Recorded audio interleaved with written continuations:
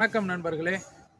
தினமும் திருக்குறளில் ஒரு குறளில் உள்ள கருத்துக்களை உங்களுக்கு நாம் சொல்லிக் கொண்டிருக்கிறோம். அதன் தொடர்ச்சியாக இன்று கல்வியின் சிறப்பை பற்றி சொல்லக்கூடிய ஒரு அற்புதமான குறளை பற்றி இன்று உங்களுக்கு சொல்ல இருக்கிறோம்.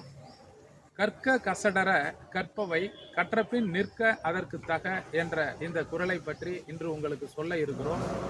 இந்த குறள் பார்த்தீங்க அப்படின்னா, கல்வியினுடைய சிறப்பை அனைவருக்கும் எடுத்துரைக்கக்கூடிய ஒரு அற்புதமான குறளாகும். ஒரு மனிதனின் வாழ்க்கையையே மாற்றி அமைக்கக்கூடியது கல்விதான்.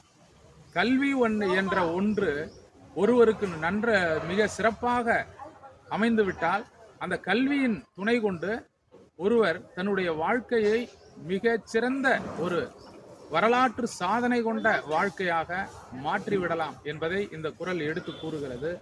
இந்த குறளினுடைய பொருளாவது, நல்ல நூல்களை தெளிவாக கற்க வேண்டும், குற்றமில்லாமல் கற்க வேண்டும்.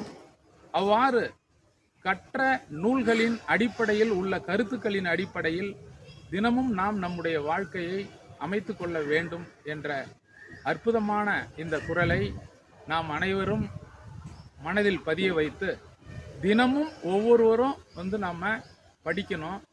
நல்ல நூல்களை படிக்க வேண்டும்.